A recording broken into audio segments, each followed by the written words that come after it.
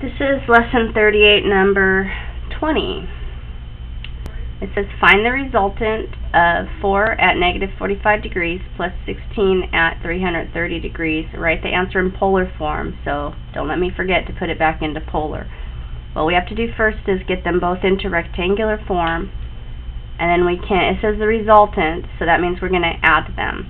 We're going to add the rectangular forms of each of these two vectors, and then we're going to take that rectangular form and put it back into polar form. So now I know that my calculator, I have my good calculator here. That's my good calculator.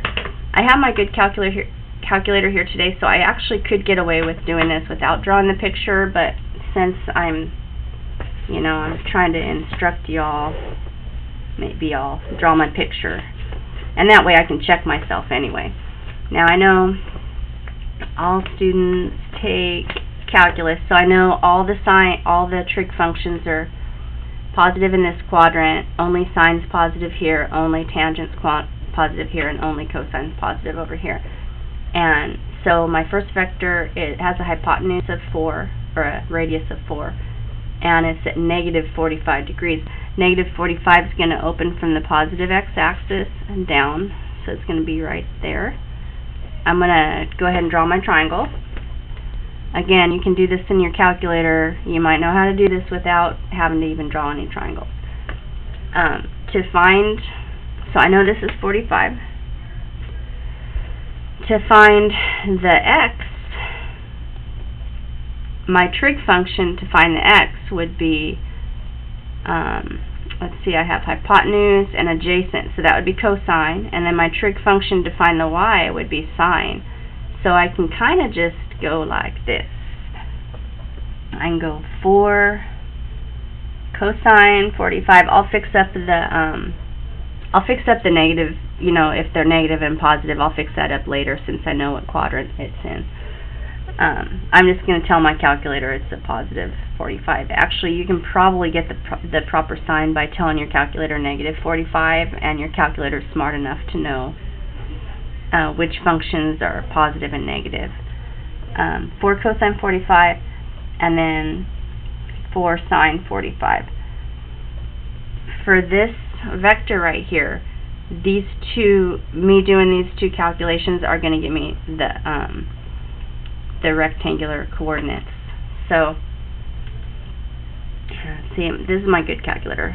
My good calculator, I can go 4 cosine 45. I can just type it in. That's why I call it the good calculator, because I can just type it in how I want. That's 2 root 2. I should have known that.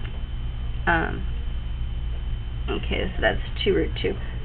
Your book always likes to have these in decimals, I noticed.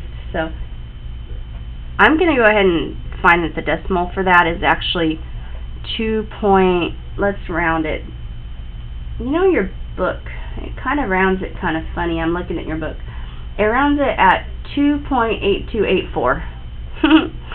So we're going to call it 2.8284 I, and then would that be negative or positive? It's in this quadrant.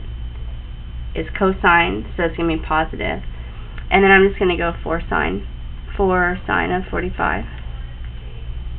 Well, we should have known that. Sine is going to be positive or negative down here.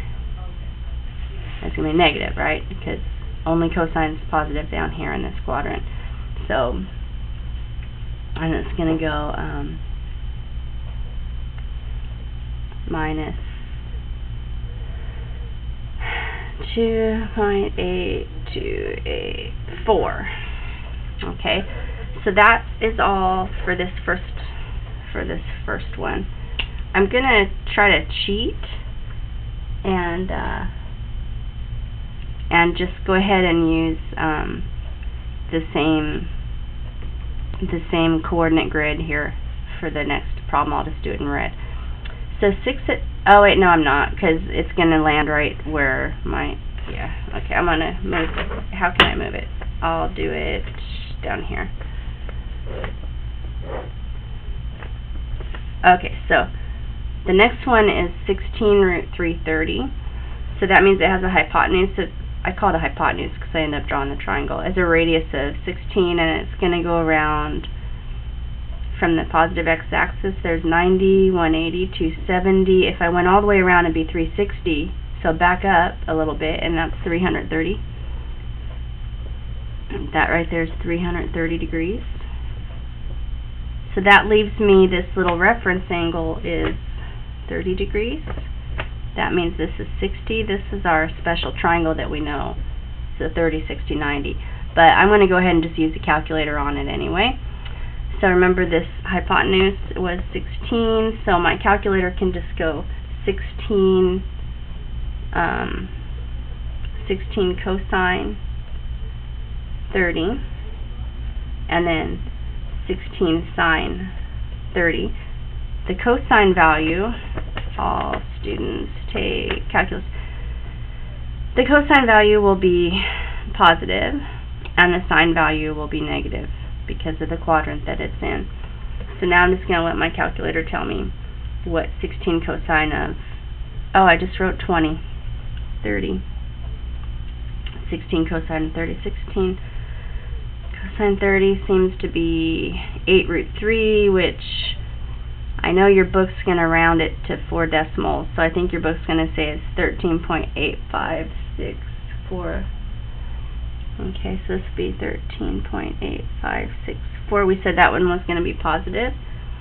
And then we're going to go 16 sine of 30.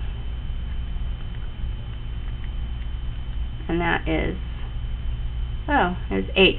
Because remember, sine of 30 is a half, so we shouldn't be too surprised about that. But remember, it's sine and it's in this quadrant down here, so it's actually going to be negative. Okay, so see, I have, those are my two original vectors. Now I've done all the work and put them both in polar form.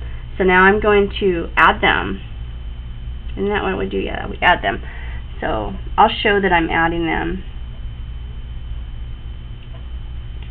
Oh, this is an I and a J. I forgot my I's and my J's. Right, and this is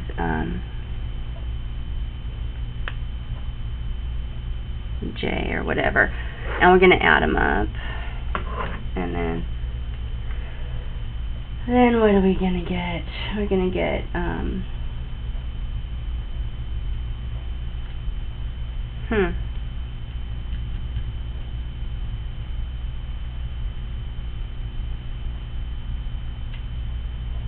That's funny, I'm getting a different answer.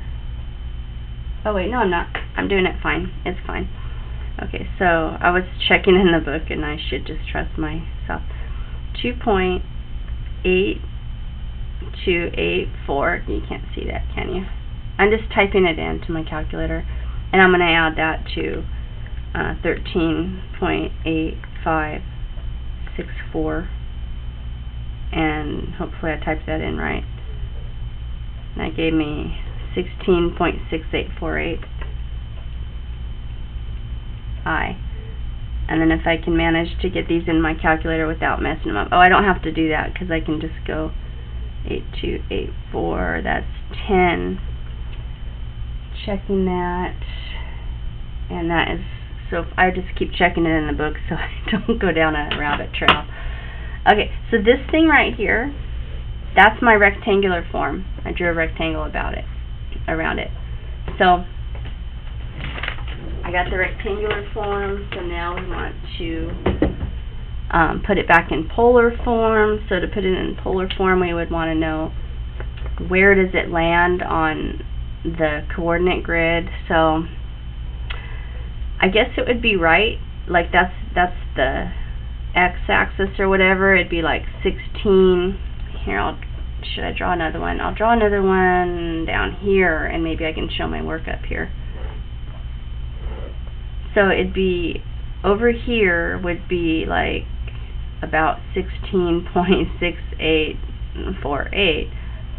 And then the y, oh, it's going to go down. The y, because there's a negative right there, so it's going to be down here somewhere.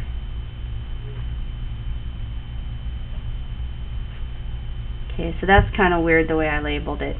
This is simply the distance from there to there. Okay, that's 16.6848.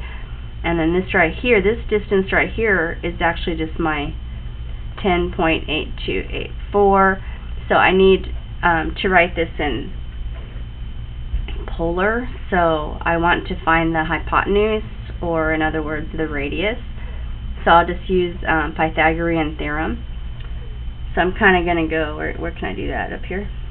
16.6848 squared plus 10.8284 squared equals c squared. Okay, and then just if I can manage to get that into the calculator. I wonder, I think my calculator is super smart and it might not need any parentheses or anything. 16.6848 squared. See, this is a great calculator. Plus 10.8284.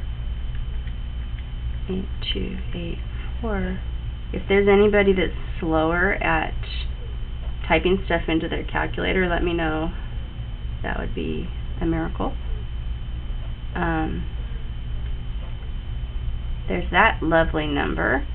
And then I want to take the square root of it, right? Because I'm using Pythagorean theorem. So let's see, I think I can go square root, answer.